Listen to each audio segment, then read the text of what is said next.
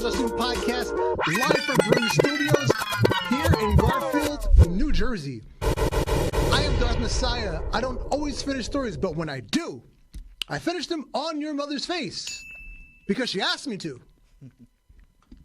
And on the phone, as always, the OG, the triple OG of the Ultra Heelz. It's your boy Alex the motherfucking Hill, a.k.a. the Stan Lee podcast, and also known as the leader of the Ricostrays, because he is always going to be, anyway, also known as the guy that paid a girl to go to crossface and have a run to a crossface. And on the boards, they call him Stevie Franchise, but if you were nasty, they call him. It's your boy Stevie Franchise on the ones and twos, bringing you that Ultra Wrestling Heel news. Yes. And before we get too far, I'd like to introduce to you the little surprise I brought. The newest member of our cast. I don't know why I didn't think of this sooner. Wrestling has more than one royal family. Oh no, he fell. Oh God, that is funny. I love it. Now we just need to bottle his alcohol on the table and just be set. Yeah, that was the funny thing is, I asked the salesman to bring me the poster. We don't sell it anymore in my store. Oh, that was the funny. We sold the last bottle like a month ago. I looked it up because we ordered 3 cases like 2 years ago, and we had 3 cases for like 2 years. Yeah, it doesn't sell in our store. Sorry, Cordarius, it doesn't sell. it doesn't I'm about to say, look, it didn't sell. You had it for 3 years. You won a title. I guess everybody wanted it then. Yeah, sorry, Cordarius, it doesn't sell. That they try to keep the black man down, man. Yeah, but welcome to the table, Cordarius. Welcome to Ultra Heelz. During a commercial segment on SmackDown, a fan was heckling Jacob Fatu. Oh yeah, and that shit was funny. Jacob Fatu yelled, "Yo, mama suck dick!" Your mama suck dick. He said it so fast too. Yeah, because the fan was like, "Yo, Jacob, you suck," and he was like, "Your mama suck dick." Your mama suck dick. So then Nia Jax got on Twitter and said, "A lot of you wrestling fans' moms should have been sucking more D. Plenty of you could have just been swallowed." And I would like to say, respect to Nia Jax's mother for not swallowing and taking that load where it did go. Salute to you, ma'am. Salute to you. You're the true hero. And now we have this beautiful German Samoan goddess. Not all heroes wear capes. Some of them take cream pies. And some of them will sit on you like Yokozuna. And moms can get the meat. After Rachel Van Zandt, but moms can get the meat. Love you, Solo. And speaking of Solo, it's love you. Speaking of Solo, when I saw this, this is the greatest meme ever. The Spotify rap for Jacob Fatu. The 2024 rap. He said you're the only fan of Solo has. And you spent 87,782 minutes saying, "I love you, Solo. I love you."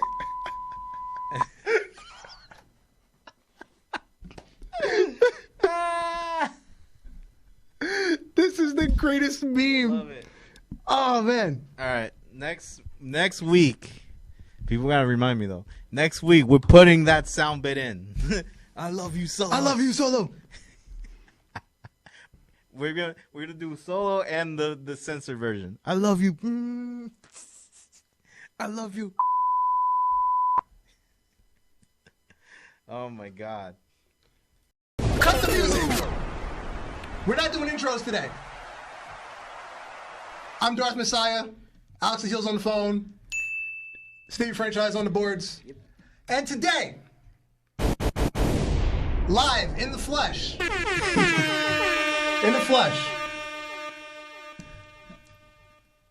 The greatest guest to ever grace this seat. Oh my. Thank you. This man. When I say he is an Ultra Heelz original, was an Ultra Heel before I was an Ultra Heel. He was an Ultra Heel before Alex the Heel was an Ultra Heel. He was an Ultra Heel before Stevie Franchise. When Gnarly Marv makes an appearance on the boards every now and then, I always say, we wouldn't be here without you. But the Ultra Heels surely would not be here without this man. The one, the only, the infamous X-Man. Damn. Now Professor Knox, you can find him on Spotify, YouTube, Apple Music. Go check out the beat tapes. Sir, take it away. It's not a sham, it's not a scam, it's the real X-Man on Instagram, follow me fam. Mr. Off the Ladder with a weak bladder, Mr. Off the Turnbuckle with a bloody knuckle, Mr. $5 fill-up, Mr. Meal for two but it's really for one. I'm Smack Power watching SmackDown, can I use your Peacock information? Huh? Of course. But formerly known X-Man Dam, I'm now going as Professor Knox.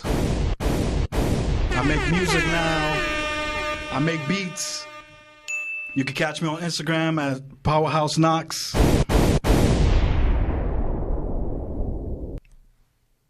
And the reason we didn't do intros today is because of that. Yeah! Thank you. He put all of us to shame. Thank you. Once upon a time, we had to step our game up because of him. It was He's the reason we do our intros the way we do them now. it's a little beginner's luck, you know. And then, nothing really happened on SmackDown until we got to the quote-unquote main event. Uh-oh. And, of course, The Rock took too long because The Rock still thinks it's, 1999. He can just go for 45 minutes. And we got cut off because apparently the segment is supposed to be like another 5 minutes long, but from fan cams, you could see the cameraman trying to wrap him up like 3 different times. Because it was supposed to be a brawl, but we didn't get a brawl.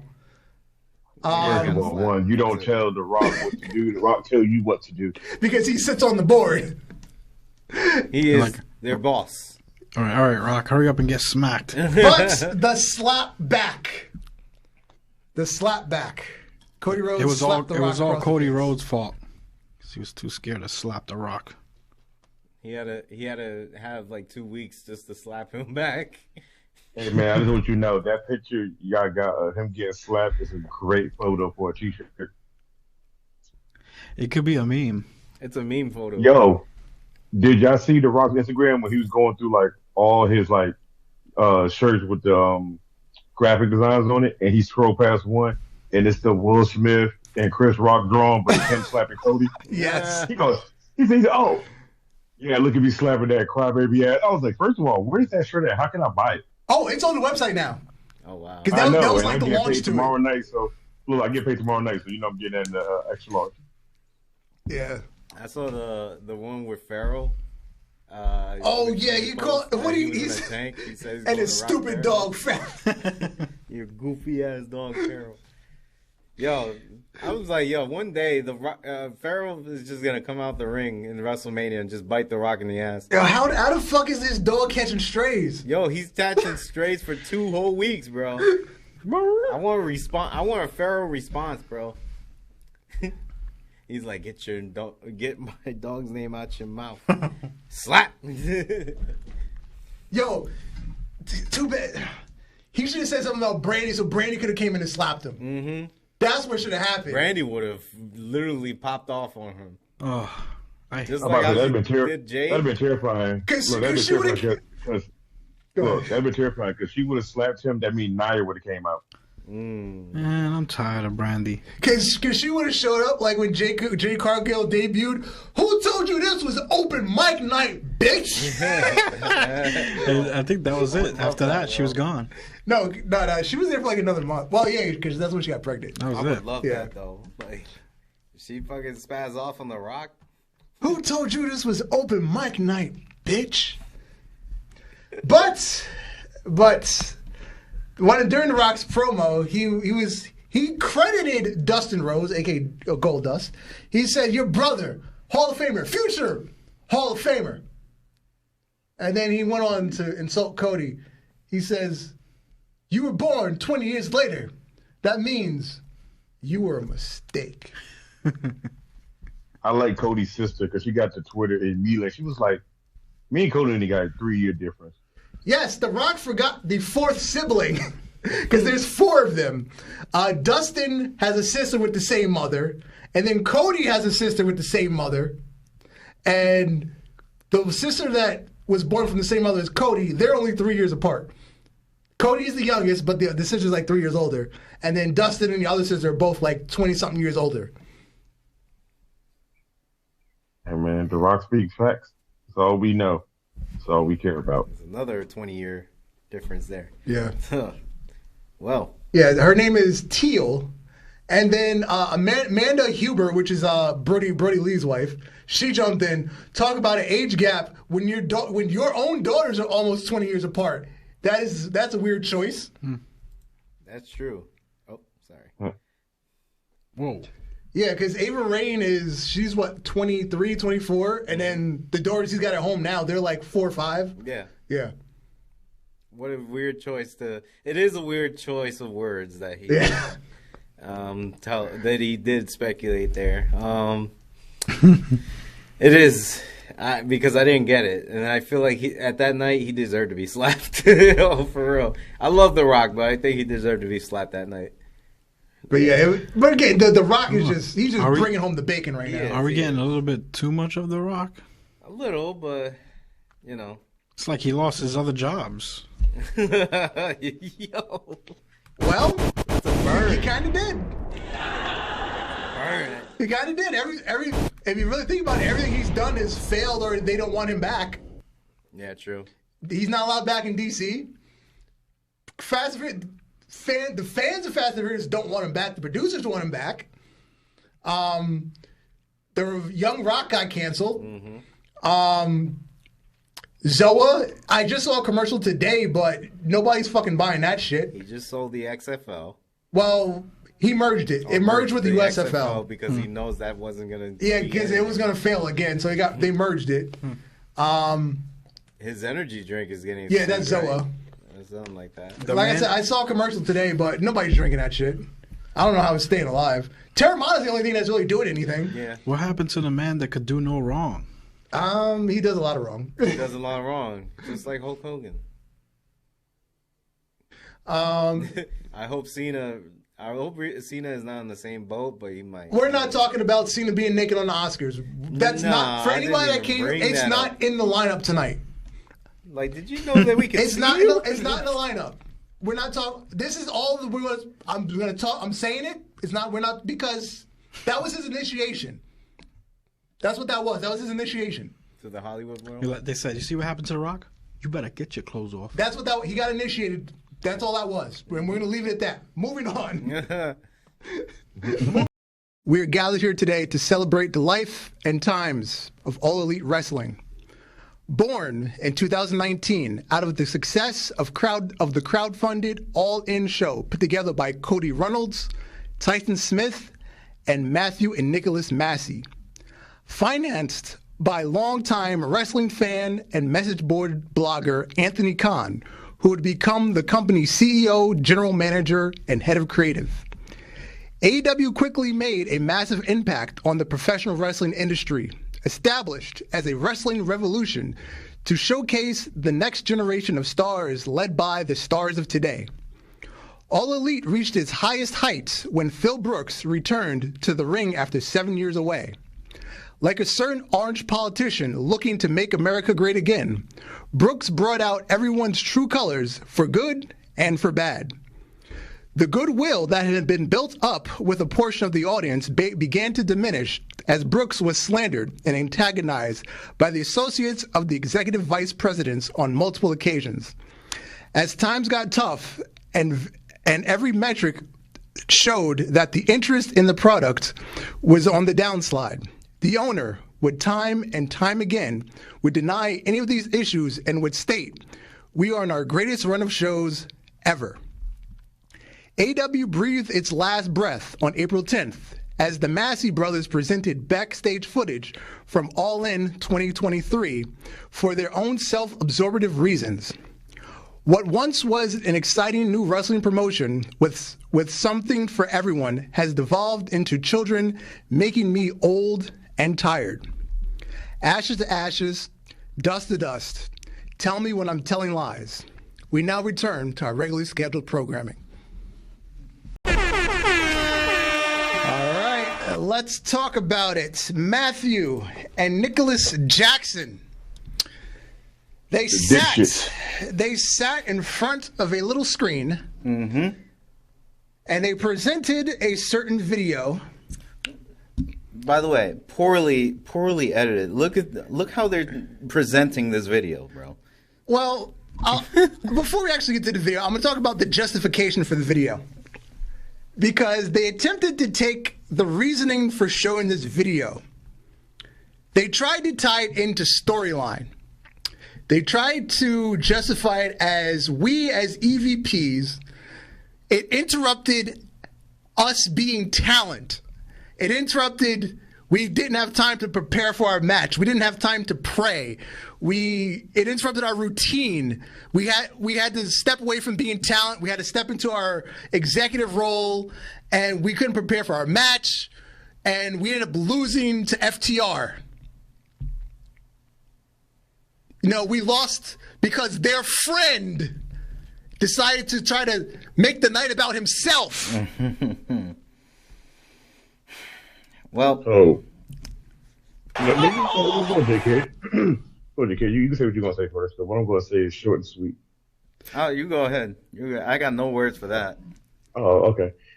Short and sweet to everybody in the wrestling world that's listening. What up to you Johnny see this photo? in the chat? You see this photo of these two jackasses on the side look like younger versions of Ron Jeremy? They're both are a good tag team of wrestling, but they are stupid human beings. And they should be let go of their role as EVPs, because this was the most dumbest thing that you could ever do for your company. And then all you did was make CM Punk right for what he said. Did you notice? Well, did you see fan cam, like people like taking videos in the arena? The crowd was chanting CM Punk during the presentation of this video. Tell me when I'm telling lies. You hit the next slide. As they watched the video and as the actual fight took place, the crowd was chanting CM Punk. So you didn't do anything to help your own case. CM Punk came out looking like the hero. Now, remember when they said that he punched somebody in the back? Well, okay. Let's talk about the interview CM Punk did with Ariel Helwani. Okay. The only thing CM Punk said incorrectly during that interview, he said, I didn't hit anybody. He did attempt to punch Jack Perry. He attempted. That is the only incorrect thing he said during that. I think he connected with his forearm. He went to punch, but at that point, Jack Perry was already going down, and I think he hit him with his forearm. That's the only thing CM Punk said incorrectly. That's the only thing he said. Other than that, every word was true. Anything you heard from the Young Bucks or Jack Perry or Dave Meltzer or Brandon Cutler or anybody on that side of the argument was a lie. Go ahead. So let me tell you, if we're going by lawyers' terms and the law terms, CM Punk didn't lie when he said that he didn't hit nobody. He swung and missed, so he didn't hit nobody. He grazed him. He didn't lie. He didn't lie. Yeah. But the only person I was worried about in this whole back of this video was the man in the red shirt. That was Chris Hero. He was stressing so damn bad. Yo, he's like, oh shit, not again. Bruh, like when I saw him, I was like, is that Chris Hero? I was like, oh my God, I know he probably went in the bathroom and cried. Like he was stressed. I was like, bruh, this is fucked up for even him. I was like, I don't even give a fuck about the fight no more.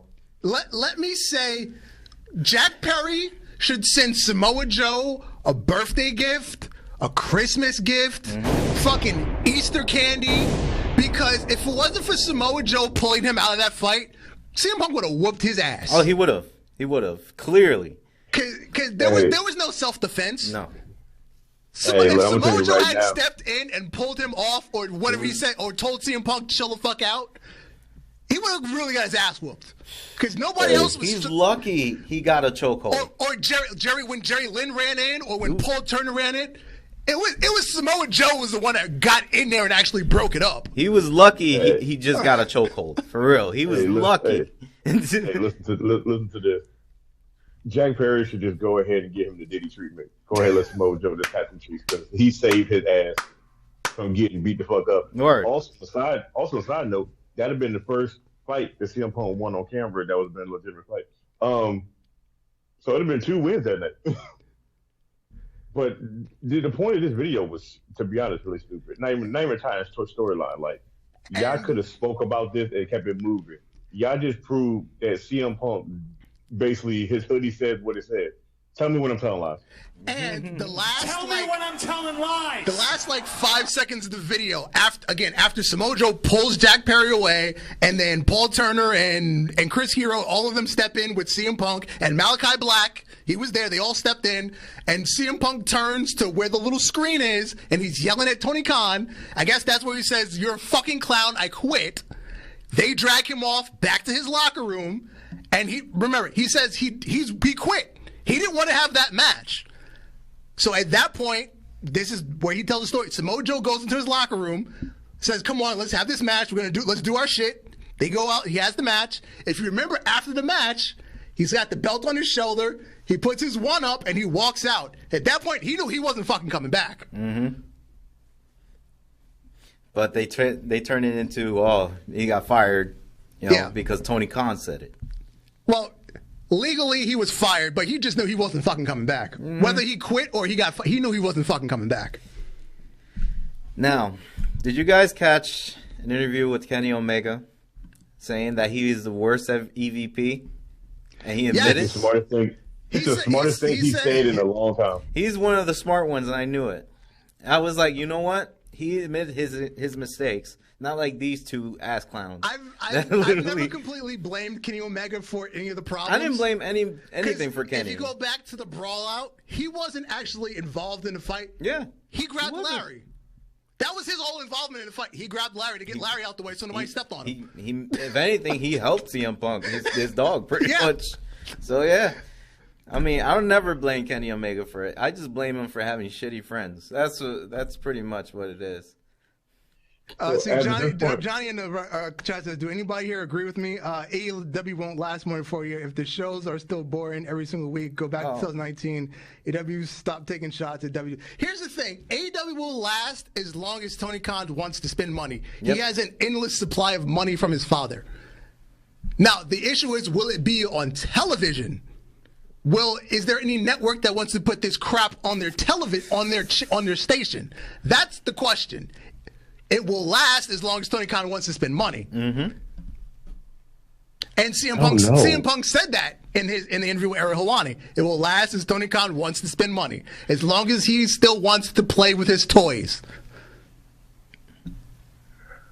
I'm kind of at a place now where I want to make AEW seem like it's a good place, but for that to happen, Tony Khan needs to fully step away like Vince McMahon. He needs to hire people that actually knows what the fuck they're doing, and you have enough people there from a previous company that knows how to run it. That are still friends with them people from the previous company to make your company get better. But you don't want that because you like playing single-player games. You don't want no multiplayers in there. And we've said this. He has people there to do that. There's plenty of people on the wrestling side. He will not empower them. Now, recently, he's hired people on the executive side. I forgot the guy. I don't know the guy's exact. I think his name is Kosher Allen. He's like the executive, he's like the chief operating officer, like Triple H, the old position. I believe that's the guy's job. He's a person that that did the firings last week. That was his doing. He's the one slashing shit in the budget. Mm-hmm. Like I said, I need Tony Khan to make his executive decision to just go ahead and just step to the side. Yeah. Be the guy that supplies the money and writes the checks. But you don't need to have a say-so in this anymore. Here's the thing. Showing this video did nothing for your company. It didn't make the Young Bucks look good. It didn't make Tony Khan look good. It didn't make the company in general look. It did nothing. It did nothing but pamper their egos. They thought they were going to come out looking like baby faces, and they didn't. The crowd chanted CM Punk. You lost the battle. Yep. You literally lost the battle even company, showing this tape. On 2 occasions, your company has had the crowd chant 2 wrestlers that don't even wrestle in your company and wrestle for the company you don't like. Again, on live television. Yes, the week before when he after the Errol Wani thing, where you send Edge out to the ring, let's send the ex-WWE guy out there to, rile up the crowd. They fucking chanted for Cody. Mm-hmm. It backfired twice on you. So how you got 2 people that quit your business, you try to at least slander one of them, and you get 2 chants of those 2 people that's in WWE. That's crazy. It backfired twice. Twice. My whole thing is you lost 3 of your top people, and your 3 top people are the main things to seen on television on WWE. You lost Cody, CM Punk, and Jay Cargill. Yep. And they are on TV more than they have ever been on AEW. Go to hit the next slide. CM Punk's reply on Instagram. This was his acknowledgement. This was his entire acknowledgement. Well, mission accomplished. Yes, thank you, Professor Knox. The AEW crowd turned on Cody. They fucking hated his guts on the way out. They couldn't stand him. That reminds me. That's crazy because they fucking turned on him. That's crazy. They booed them both while they left. They show up another company. People talk shit, but then you cheer for them both on a show that y'all didn't want them on. They tried to make your company better. I'm at a loss for words. Can you say WCW all over again? Not even. This is worse, right? This is even worse. This is TNA at its lowest point during somewhere between the Vince Russo era and somewhere between the Bischoff and Hogan era. The worst of both. Oh, you mean when they lost their title TNA and made it Impact? That era? Yeah. Take the worst of the Bischoff Hogan era and the worst of the Russo era of TNA. Put that together, and that's what AEW is right now. And it's sad though. Like I said, I like AEW, but shit gotta change. And then on, I believe it was Friday night, you had the New Japan Riot show, which was in Chicago. Jack Perry, the scapegoat, he came out with a Chicago flag to Cult of Personality. I'm not gonna hold you. I geeked out a little bit. I was like, oh, he is a dick. Yep. Well, at least he's playing to his role, so it makes sense. But I love the jacket though. Yeah. I love the shit that you posted on the Instagram. You said you posted a picture of him as a kid. And he was like, imagine your dad was cheering for this guy. Yeah. And then 14 years later, you get choked out by the guy. Yeah, Jack was his dad's name Jack Perry too? No, it's Luke Perry. Luke Perry. Yeah, Luke Perry. His dad. The famous one, yeah. His dad took him to SummerSlam 2009. Yep. Where CM Punk main evented the show. I forgot what the match was. But CM Punk main evented the show at SummerSlam 2009, and as the meme said, 14 years later he beat the shit out of you. Yep. Which He is beat crazy. you like your daddy should have. Damn. And let's play a little Name That Champion, which we haven't done in a while. It's been a while. I already know who this is. Okay, who's the first one? If you said you know who it is. Moxley. Oh, you didn't put it on the screen for the viewers. There we go. Oh, yeah. Here you go. There we go. Yeah, the first one is Mr. Moxley, Mr. Jonathan Good, WWE Champion, AEW Champion, IWGP, what is the new one called? The World Heavyweight Champion, Intercontinental Champion, IWGP US Champion, WWE US Champion. AEW was, I think it was still the All-Atlantic Championship when he won it. GCW Champion, Raw Champion. I forgot those indie belts that he won.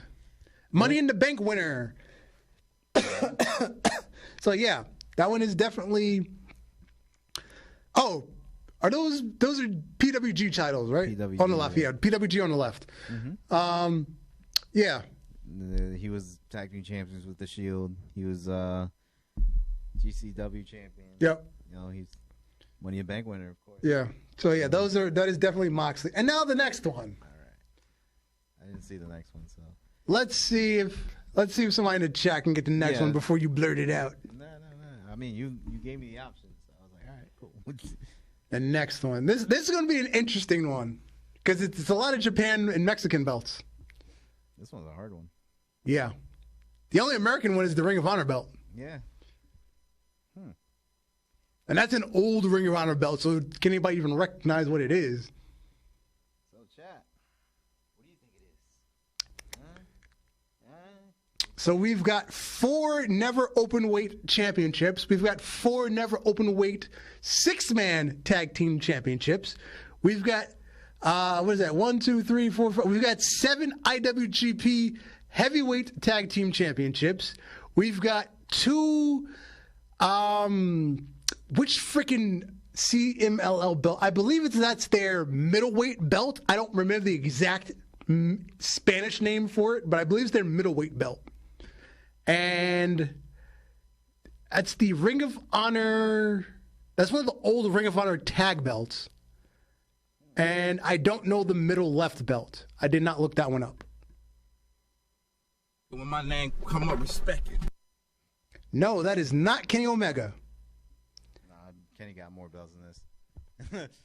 Kenny definitely. Because there's no IWGP heavyweight belt, so it's not Kenny. Oh, and there's the 2, what do you call it? The 2 tag cup trophies. I forgot what they call that tournament in Japan. I don't know. I don't want to pronounce anything. Yeah, the two trophies for the tag cup thing.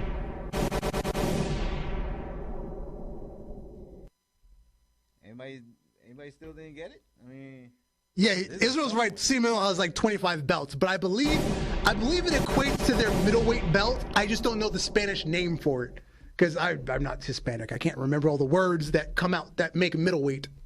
but yeah, I can't. It is someone that spent a large chunk of their career in Japan. They've recently come to America. Like recently. Is this Damn. Take a shot, but I'm not going to say anything at the moment. Okay. I forgot what his name is. The guy that made an impact from CMLW. Israel says Jericho. No, not Jericho. Isiko, whatever his name is. No. I'm waiting on one more guess from Kelvin before I give the answer. Damn, you want so many IWGP Tag Team Champion. And then never open weight champion, never open weight 6-man champion. Will Ospreay? Not Will Ospreay. That's what Professor Knox said. Not Will Ospreay. What's up, Professor Knox? And then middleweight champion in CMMLL, and then old school Ring of Honor tag champion. And again, I don't know what that middle left belt is. I didn't look that one up. Okay. Because I couldn't get anything off of it to figure out what it was. Well, I think we should. There we go. Knox got it. Tamatanga. Knox got it. Nice. Tamatanga. There we go. Tamatanga. So, moving along to something our friend here did. Yes, with a certain SmackDown. with a certain chief of tribals. Yes. You know, a friend, a foe, someone he has chosen to get along with for the time being. The way they set this up was fucking beautiful. Do you know that Paul Heyman produced this? I wouldn't be surprised. It was revealed that Paul Heyman was the director and producer for this segment. I thought it was great. Yeah, right. Like, very cinematic. The angles were amazing. I don't think he did all like the technical work, but he was, he didn't do the technical work. He directed it pretty much. He was on his Martin Scorsese shit. Mm-hmm. He was on his fucking what's the dude that did Kill Bill? Why am I blanking on his name? Tarantino. Yeah, he was on his Quentin Tarantino, Tarantino shit. Yeah. Tarantino. Yeah. Hello, Tony Ann. Welcome to our madness here. Hey, Tony Ann. Thank you for joining us. Yes, thank you for joining this madness. Yeah. So Cody. First, Roman pulls up in a fleet of black SUVs. Cody pulls up in a Mustang. They meet at midfield. They go through several things, and Roman's saying, this is a lose-lose situation for you. I have nothing to lose, but you have everything to lose. And then each of them are also going through their history with the city of Atlanta. Roman Reigns went to college in Atlanta. They're at Georgia Tech Stadium. That's where he went to college. He said, "Oh, I bled here. My blood, sweat, and tears are on this field." And then Cody's going through his history in Atlanta. This is where all the historical buildings for the history of wrestling, the Omni and the other various buildings that are nearby to that stadium where his dad bled. My daddy, Dusty Rhodes. Ain't that right, Cody? Mm-hmm. Wrestling has more than one royal family. Thank you, Cody. This time it was appropriate. It was appropriate. Thank you, Cody.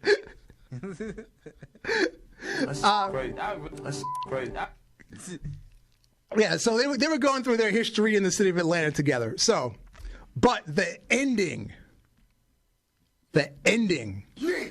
Roman said, "I have to take that back." And then Cody said, No, "You're not taking anything." And then Roman replied, Roman went to walk away. And then Cody stepped in front of him and Roman said, "You're in my way. You're in my way in life." Who wrote that shit? Right. You know who wrote it? The man behind EC, goddamn fucking W. The wise man wrote this. God damn, that was impactful. Right. You're in my way in life. Right. It was so impactful. All Twitter was talking about was that last few minutes of that damn segment. It was great, man. Like, it drew you in.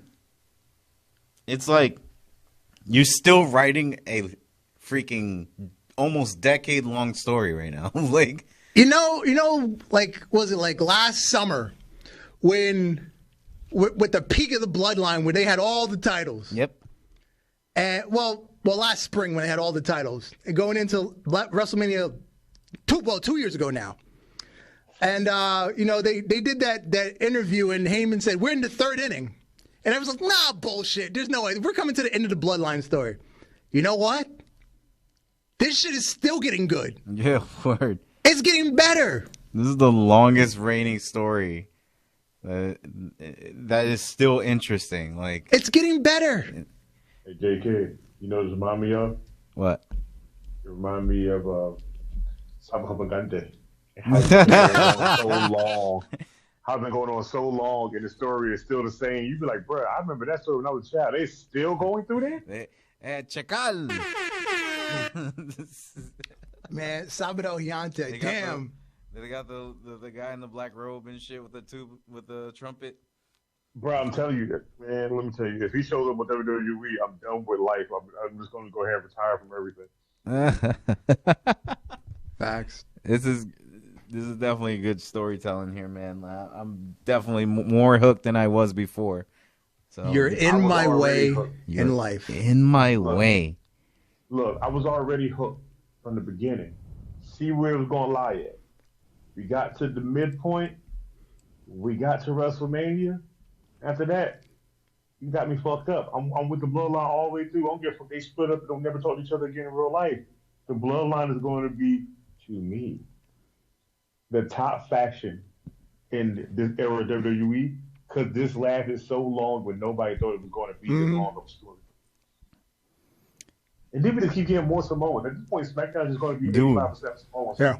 A lot of Polynesian blood has been in this territory right now. Yeah, we'll get to it later in the show. We'll definitely talk about 2 years ago. I think that, wait, that was 2 years for real? It's been a while, yeah. All right. Yeah. I could dig it. You got Roxanne Perez versus Thea Hale. And night 2, which is next week, Ethan Page is taking on Oro Mensah. Oh, yeah, AJ Styles will work, too, for a crossover from the main roster. That should be the main guy. That should be the surprise pick. Like, if they need, like, an answer a week before the pay-per-view, like, put it as a reveal guy. Mm-hmm. Like, who's their 5th guy? It has to be AJ Styles. Yeah. Because AJ's been in NXT, like, you know, not starting, but he's gone to NXT before, like, to fight. So it wouldn't be new for him to go there, just to defend it for TNA, unless the kicker would be that he joins TNA. That'd be kind of weird. That would be. I know he don't like that song in TNA. We all do. We all do like that song. I hate his new WWE music. I'm sorry, it's bad. I'm trying to give it a shot. That's what I'm saying. A lot of people seem to like it. It's I can't. Apparently, he hates his old music. He hates the Get Ready to Fly. Oh yeah. That one I know. I've heard that. We hate his new shit. No, his original WWE music was perfect. They don't want none. They don't want none. They don't want none. I want him to bring his TNA music. That's a Mack truck. Don't get run over. Yeah, apparently you don't like it. I don't know. I don't know why. But it's gonna be something. Can't wait for tonight to watch in 30 minutes actually. But yeah. Yeah. And see this Great American Bash with Joe Henry. And see, the best thing, one of the good things about the TNA, get the next, like the way TNA operates and then having the crossover NXT, their schedule, because TNA is still pre-recorded. They're not live every week. So when they have their pay-per-views, which are now on Friday nights, right? Mm-hmm. So they have their pay-per-views, and then Saturday, Sunday, they tape their episodes for the month. And then the talent is free to do whatever they want for the rest of the month. So the people that get the opportunity to show up on NXT, they get to go. They get to go. It's not like they're flying back and forth. It's like, no, you're free for the rest of the month. You only work 3 days a month for Impact, for TNA. And I bet, and the stars that we see that are getting blown up now in NXT from TNA, those are the ones that are taking the impact. Like, yeah, and you do whatever indie shows you do. Like when frickin' Nick Nemeth won the Australian belt, WWS. I believe that WSW, whatever that company's called. I know it's 2 W's and an S. I just forget the order of them. WSW, World Series Wrestling. There you go. Yeah. WSW. Yeah, when he won their company, he's got plenty of freaking time to fly to Australia and come back. It's not like he was rushing. Yeah, right. That's crazy. Dude, I feel like there's a number of possibilities. Not just like in certain pay-per-views either. Just like, when are they're gonna show up on the main roster? Nah. I don't want main roster crossover. You don't want main roster crossover? Nah, it's too messy. Too messy. What if they build up for it first before with NXT like a year? Too messy. Too messy. Same thing I said about the Wyatt Six thing. Leave it on one show. Do not bleed it over everywhere. One show. Leave it there. Yeah. kind of liking what they're doing, but let's see what's next. All right. So in 2025, both AEW and WWE have new streaming deals. AEW will both, I believe, Dynamite and Collision will simulcast on Max. Rampage is out the door. There will be no more Rampage at some point in 2025. It's canceled as a part of the new TV deal. Thus being the beginning of the new wrestling streaming wars. Yeah. Well, it's not a war. Come on, it's not a war. Yeah, let's be real.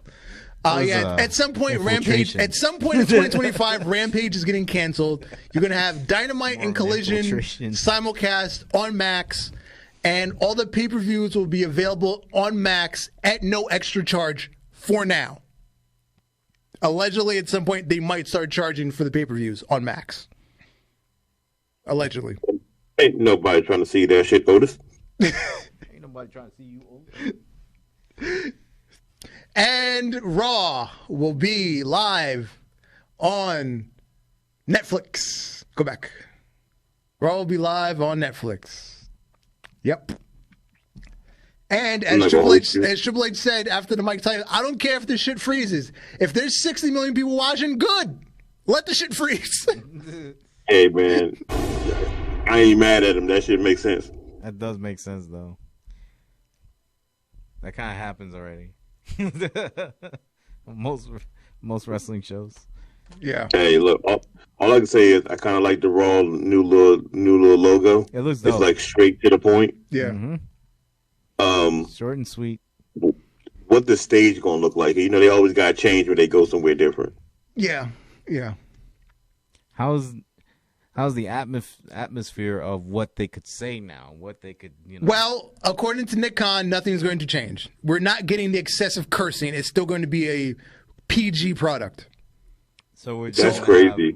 A little bit of more. There's going to be a little bit of leeway, but in terms of like content, but you're not getting the excessive cursing everybody's thinking we're going to get. Even with that, though, you're still gonna get good creative flow for what you're gonna do. I mean, The Rock is probably going to do it because it's The Rock, but everybody else, it's you're still sticking to WWE standards. Just a lot of stuff they can get away with. Yeah. Featured on the debut Raw episode, so far we know we're getting CM Punk versus Seth Rollins, and we're getting Roman Reigns and Solo Sikoa in Tribal Combat. The two biggest rivalries. Yeah. Pretty much. The biggest on Raw and the biggest on SmackDown. The one that will stretch out to WrestleMania, pretty much, almost, I guess. I'm cool with these being announced as two of the biggest matches for the first episode of Raw on Netflix. I'm going to take a wild guess and say CM Punk and Seth open, and then Roman and Solo close, our main event. I'm just calling it like I see it. Okay. You know what's funny? I can see them opening too, but I can see them being mid-show. Me too. And Roman and Solo being in.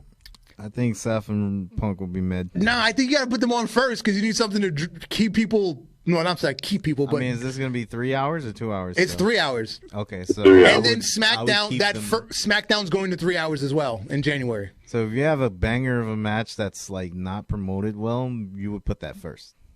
What up, Steve Chambers in the chat? Going to be a crazy week. Fight for the Fallen, Wrestle Kingdom, Wrestle Dynasty, and Raw Netflix. Yep. A lot of wrestling. I don't have free time. My TV going to be hot, I'm telling you. I've already worked 22 hours this week, just so you know. I've only worked 2 days. I already worked 22 hours. I'm right behind you. Don't get twisted. I'm at 26. Back to statistics. So, according to WrestleTix, who tracks ticket sales, WWE Saturday Night's main event, 15,091 tickets was the setup, right? They sold 15,002. That means there were 89 tickets left at the time they went live. The building holds 16,000 people for a concert. So that for basketball, it's 14,500. They sold more than a basketball game because look how they set up. They did not have a stage. They did not have a Titantron. They got rid of all that shit and used every physical permanent seat in the building. Hello, AEW. Hello. hello. Yes, that's what it sounds like in Yes, AEW. exactly. There's a lot of echo in that building. Oh my God! Look at that! It's so cute. It's so small. And for comparison's sake, the WWE Live Tour, which is going to be on Monday, December 30th, mind you, that Raw is already taped. It's already been taped. Yep. They're off for the rest of the year. Mm-hmm. They're not wrestling until the Friday after Christmas, and those are all house shows. Well, we got two Raws left, and There's 2 Raws and 2 SmackDowns left, and they're already taped. Mm-hmm. So Monday, December 30th is a house show that's going to be on the same time as Raw. So mind you, crazy. they've already sold 6,843 tickets for this house show that's going to be on while Raw is on. Flip side, AEW World's End, which is going to be the 2 days before that Saturday, they've only sold 5,070 tickets for pay-per-view. I wish AEW's world end. A house show has outsold a pay-per-view. I really feel like at this point now, this right here is showing that Tony know how to get a company, but don't know how to run it. And I feel like he needs to start hiring outside people to help him do this now. We've been saying this for years. And for reference, the arena, the Little Caesars Arena in Detroit, Michigan, is a 16,000 seat arena. So WWE's not using the whole building; they're only using the lower level. It's a 16,000 seat arena. The Addition Financial Arena where World's End, 12,000 seat arena. But they're only selling like 6,000 tickets. That's a lot of black curtain material, I swear. But that's a pay-per-view, and you're only using half the building. It's a house show. I get it. They're not selling the whole building. They must love seeing a black curtain everywhere. That black curtain got 2 16-wheeler trucks by itself. Yeah, definitely when they get to, well, actually, I believe the Steve Chambers, I believe for Netflix, it depends on what the commercial actually depend on what kind of a Netflix account you have. If you have a commercial-free Netflix account, you'll get a different type of show versus if you have a base Netflix account. You'll get actual commercials if you have a standard Netflix account. I'm about to say, look, and then there's me, been on Netflix so long that I grandfathered in into the one with the no commercials. Wow. All alleged. Now, Ricostrays. like Vince McMahon, all alleged. So last week, during the 5th anniversary of All AEW, he had his biggest moment he'll ever have in AEW. He had his match against Ospreay, and they had their moment where they recreated their match from New Japan, where they did their old Superman pose in the middle of the ring. Yep. They That was garbage. It was super garbage. And then Ricochet woke up one morning, bright and early, 6 o'clock in the morning. He's on Twitter, arguing with fans, calling them cheese curlers. That sounds gay. That sounds like a gay term. I feel like that was. So, And I quote, "Here's something else for you cheese curlers to be mad about. Suck it." So, that means Right. Samantha might be single soon, right? So, I remember what I said last week. Yeah. I'm pretty sure she had somebody come over on Wednesday nights between 8 and 10 p.m. Oh yeah, I think I know who it is. I think they call him Priest, I guess. And then notice the bottom right corner. He actually has a picture of a fat guy with a bowl of cheese doodles. yeah, it's from Toy Story 2 or 3, I think. Did y'all see the quick thing they did on AEW when they did a sit down with him and they started asking him rapid questions quickly? Oh, it's called Hey EW with RJ City. I like. Yeah. Did you hear the thing where he said, "What's your favorite thing to bounce on?" And he just looked at the camera and nodded his head. And he said, "Yeah, congratulations to her too." And he just kept the conversation going. Yep. I was by the way, if you notice, I reposted the one where RG City's like, "Oh, If you've made fun of Ricochet, what he looks like, go look at what he used to look like. And I posted the picture of Ricochet with the long hair. Right. RJ said he liked the photo and shared it. Bro, why was he going in on Ricochet so bad? Like, I feel like I could work with him and just do jokes on Ricochet all day. Yeah.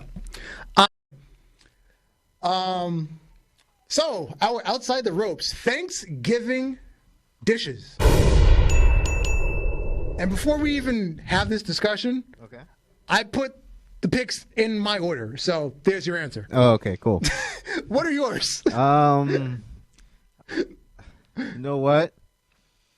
I might have to go this order too, because I love me some mac and cheese, of course, in the first. And in a black house, mac and cheese is like the holy grail. Yes. If you fuck up the mac and cheese, you might not be invited back next year. You might not be invited back. Yeah, I mean, and more that's in anybody's household. importantly, it's only certain people allowed to make the mac and cheese. So if you get the privilege to make it and you fuck it up, that's why you might not be invited back. You gotta make. We might even talk to you until like 4th of July. You heard that, Ose? Better make some. You better make some good mac and cheese on Friendsgiving. And in my family, ham is more important. We don't really eat turkey. Turkey's like we might buy like sliced turkey. I'm not talking like deli meat turkey. We just might like buy some like sliced turkey to say we have turkey. We won't even cook a full turkey because nobody really eats it. It's about ham. With turkey, bro, it could last for fucking weeks. Dude, I'll just have like just trays of turkeys, just like a meal prep. But you gotta have that good stuffing though. Now here's the thing. Now this might sound sacrilege to any black people that are listening. Now, because a lot of like ethnic blacks are like dressing. Like there's a difference between dressing and stuffing. Yes. I didn't know what dressing was until I was a grown-ass man. I'm dead serious. Oh, really? I'm dead serious. I had to find out what dressing was from white people. The first time I had dressing was with a white family. Oh my God. Not a Spanish family? I am dead serious. I am dead serious. My family ate box stuffing my entire life. Nobody on my mom's family or my dad, nobody makes homemade stuffing / dressing. We ate box stuffing. We gotta get you around. And I love box stuffing. Now, here's the thing. Since I've discovered what dressing / homemade stuffing is, I'm not the biggest fan of it. I've had it from multiple people. Not the biggest fan of it. It's not for everyone, honestly. You know. I'd rather have box stuffing. And I love it. Box stuffing is pretty good. So, that's my take on it. Happy, merry, yada, yada, yada, Christmas, Hanukkah, Kwanzaa, Boxing Day, Pule, whatever you celebrate. I have been Darth Messiah, and you, sir? Alex the motherfucking kid. J-Kid. Good night to all, and have a great new year. Peace. Peace.